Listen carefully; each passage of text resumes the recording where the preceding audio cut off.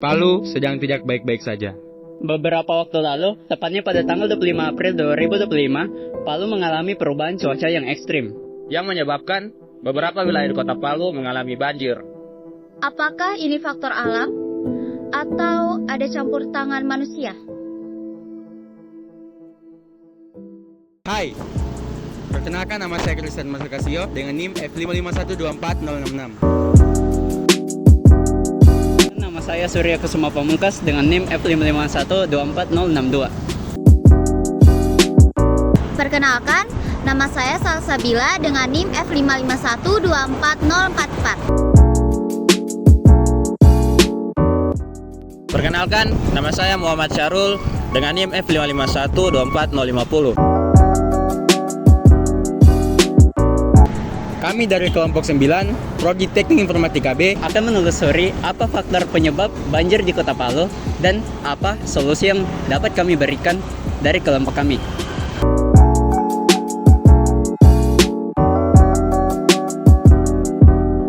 Palu sebagai ibu kota Sulawesi Tengah memiliki kerentanan ekologis yang tinggi. Kombinasi antara letak geografis, tekanan pembangunan, dan tata kelola ruang yang lemah. Banjir yang terjadi pada 25 April 2025 menjadi potret nyata ketimpangan tersebut. Hujan yang terjadi selama lebih dari 5 jam menyebabkan genangan di berbagai titik strategis kota Palu. Walau curah hujan yang ekstrim menjadi faktor utama dalam banjir ini, namun tata kelola ruang dan pengelolaan sampah yang kurang efektif menjadi faktor pendukung yang memperburuk dampak banjir ini.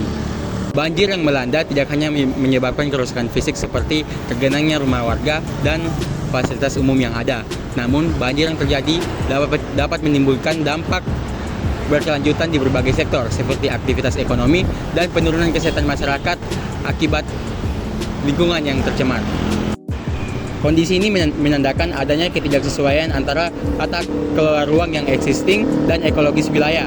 Dan pentingnya untuk mengevaluasi tata kelola ruang yang ada dan pengelolaan sampah agar lebih efektif dan pemulihan fungsi ekologis wilayah yang ada.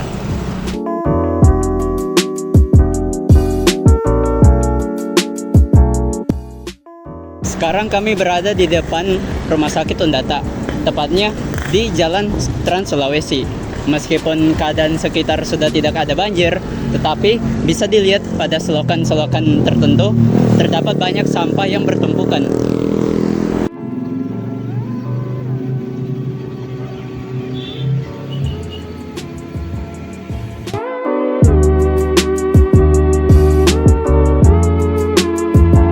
Oke, jadi di sini kita akan membahas tentang kerusakan lingkungan. Ada 3 poin yang akan dibahas. Yang pertama yaitu jenis kerusakan, kedua penyebab, dan yang ketiga yaitu dampak. Kita masuk ke yang pertama yaitu jenis kerusakan. Jenis kerusakannya itu terbagi menjadi 2, kerusakan fisik dan kerusakan fungsional. Untuk kerusakan fisiknya berupa genangan air yang menyebabkan jalan dan rumah warga menjadi tergenang air, serta fasilitas umum yang rusak. Yang kedua yaitu kerusakan fungsional, terjadi karena saluran air tersumbat oleh sampah. Jadi pengendalian airnya tidak berjalan dengan baik. Kita lanjut ke yang kedua yaitu penyebabnya. Penyebab utamanya yaitu tata ruang yang tidak sesuai. Pemukiman dibangun di area rawan genangan tanpa memperdulikan aliran air. Selain itu, sampah juga menjadi faktor utamanya.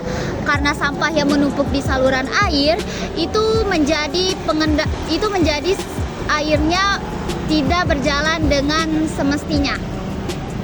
Mulai dari aktivitas warga terganggu, akses ke rumah sakit terhambat, sampai kegiatan sekolah yang terganggu. Selain itu, infrastruktur cepat rusak dan resiko penyakit meningkat akibat genangan air.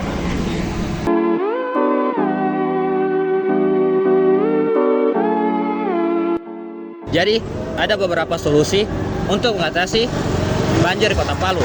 Yang pertama, perbaikan tata ruang. Dilarang membangun di sempadan sungai atau daerah rawan banjir. Perlu zonasi berbasis resiko agar pembangunan sesuai dengan kondisi lingkungan. Yang kedua, ada penguatan drainase. Sistem saluran air perlu diperbaiki dan dilengkapi dengan sumur resapan dan biropori agar air hujan mudah terserap dan tidak mengenang.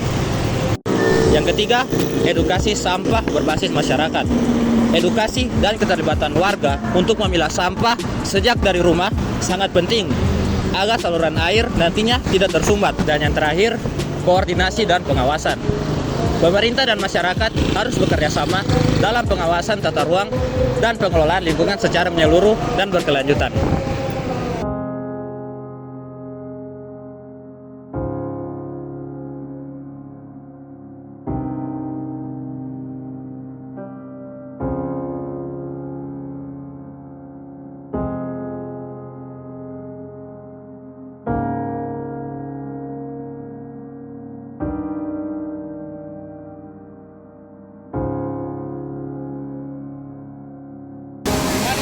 Dari atas jebol. Wah, ya Allah, sudah masuk semua tinggi sekali dalam kios. Allahu Akbar.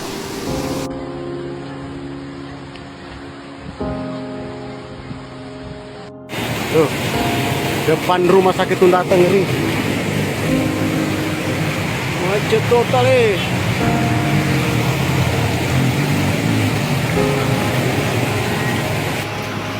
Di Jalan Jamur.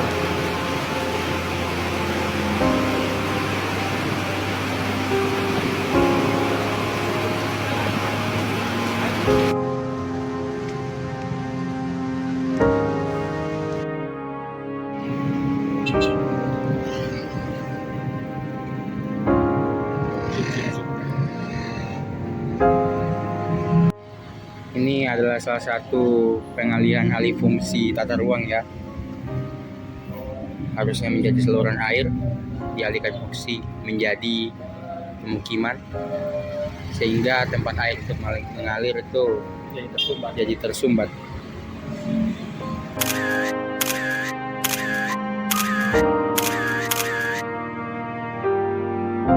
Oke, jadi di sini selanjutnya ada saluran air yang tersumbat dikarenakan sampah yang menutup saluran air tersebut. Coba lihat saya sampai di ujung sana tersumbat.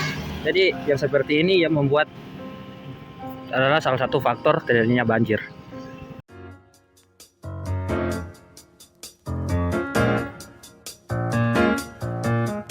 Sebagai bagian dari upaya memahami secara langsung dampak banjir terhadap masyarakat dan sistem pengelolaan sampah di Kota Palu, kami melakukan wawancara mendalam dengan beberapa narasumber kunci. Salah satunya yaitu Ade Putri, yang salah satu warga Kelurahan Talise yang wilayah terletak tepat di sepanjang jalur aliran air menuju RSUD Undata.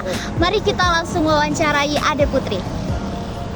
Selamat malam Ade Putri. Malam, Kak. Boleh tanya-tanya sedikit tentang banjir beberapa waktu yang lalu? Boleh, Kak, boleh. Oke, terima kasih sudah menyempatkan waktunya.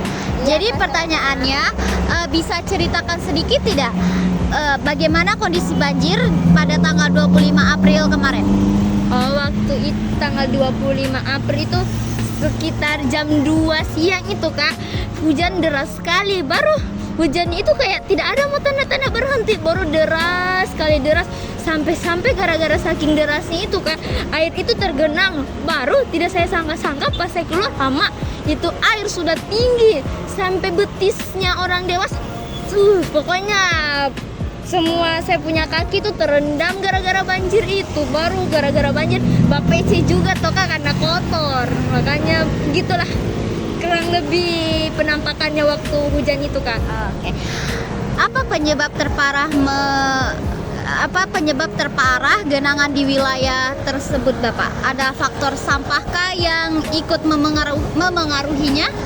Saya rasa kalau soal sampah itu iya. Soalnya saya tahu kan, saya kan selalu lewat di sini tuh, Kak. Saya lihat itu sampah di pinggir itu banyak.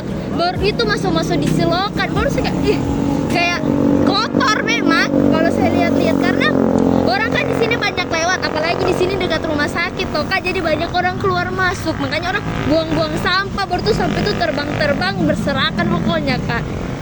Oke, terus selama ini cara kalian buang sampah itu bagaimana? Maksudnya kebiasaan membuang sampah di lingkungan sini tuh apakah ada upaya pemilahan atau gotong royong untuk membersihkan drainase ini? kalau pemilahan di sini belum ada Kak ya. Soalnya di Palu kebanyakan memang belum pernah itu ada sampah dipilah. Baru biasanya tuh saya taruh sampahnya itu di depan rumah saja, baru nanti dijemput dijemput mobil sampah. Di mobil sampah baru itu saja langkahnya kita. Baru kalau soal gotong royong drainase, ini kan tempat umum, jadi kayaknya kurang orang mau gotong royong di sini Kak. Karena bagaimana ya, karena ini sudah masuk perkotaan, jadi kayak orang masuk kayak susah begitu kalau mau gotong royong, sibuk Ya, oke. kalau Menurut Ade, apa yang paling urgent dilakukan pemerintah Kota Palu untuk mencegah banjir biar nggak terulang lagi? Kalau saya menurutku sih itu sampah, kayak sampah. Soalnya sampah itu kalau diselokan kalau diselokan dia bisa tersumbat. Kalau biasa juga tuh karena kayak ruangnya tidak bagus, air di selokan itu tidak mengalir dengan bagus. Sudah ada sampah, sudah tidak bagus alirannya, itu kayaknya kayak tidak bagus begitu dibangunnya kalau menurutku ya Kak ya. Terus harapannya Ade gitu terhadap penataan ruang dan pengelolaan sampah ke depan bagaimana? Kalau saya menurutku tau Kak, penataan ruangnya kayak misalnya di gotnya itu dibuatnya lebih bagus lah, kayak aliran itu dikasih lebih gimana ya, miring supaya dia bisa mengalir begitu Kak. Soalnya kalau saya lihat-lihat lambat begitu alirannya. Baru kalau soal sampah ya itu kasih tegas soal buang sampah sembarangan, karena sudah walaupun sekarang itu sudah ada aturan pemerintah buang sampah sembarangan, tidak tahu juga tetap ada saja sampah. Jadi dikasih lebih tegas lagi Kak, baru lebih diperhatikan. Mungkin di sini kurang dilihat atau saya juga tidak tahu Kak. Oke, terima kasih ya Ade atas waktunya. Oke Kak. Oke, terima kasih. Oke, jadi dari hasil diskusi hari ini kita telah melihat betapa pentingnya untuk menjaga kebersihan drainase kita agar tidak terjadi yang namanya banjir lagi. Mulai dari pembersihan rutin, sosialisasi memilah sampah, hingga penataan sempadan sungai dapat segera ditindaklanjuti oleh pemerintah kota dan warga setempat. Kepada kalian yang menyaksikan ini, mari bersama-sama berkontribusi mulai dari menerapkan kebiasaan buang sampah, gotong royong, membersihkan drainase, jangan membuang sampah sembarangan, memilah sampah-sampah. Dengan langkah kecil kita, dampak besar dapat terwujud. Sekian, terima kasih.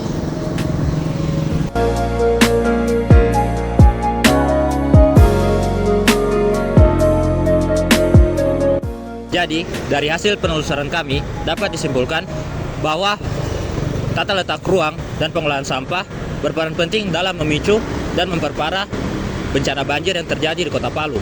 Tata ruang yang tidak sesuai peruntukan dan pembangunan pemukiman di sempadan aliran sungai dan pengelolaan sampah yang belum optimal menyebabkan terganggunya aliran air dan menyebabkan naiknya genangan yang ada.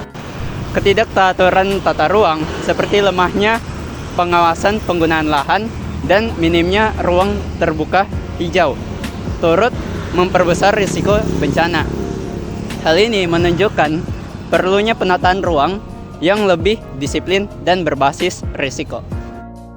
Sebagai upaya mitigasi, strategi perencanaan tata ruang perlu diarahkan pada zonasi kawasan rawan, rehabilitas ruang terbuka hijau, peningkatan sistem drainase, serta penguatan pengelolaan sampah. Dengan langkah-langkah tersebut, diharapkan risiko dan dampak banjir di masa depan dapat dikurangi secara signifikan.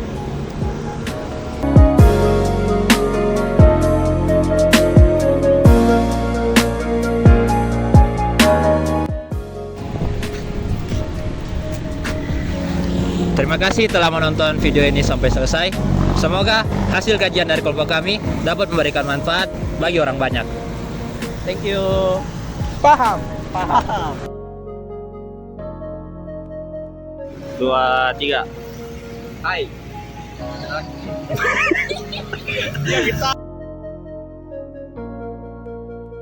Tiga. Kami akan Ya. Jadi dari hasil penelusuran kami dapat disimpulkan bahwa Serta aliran air Palu.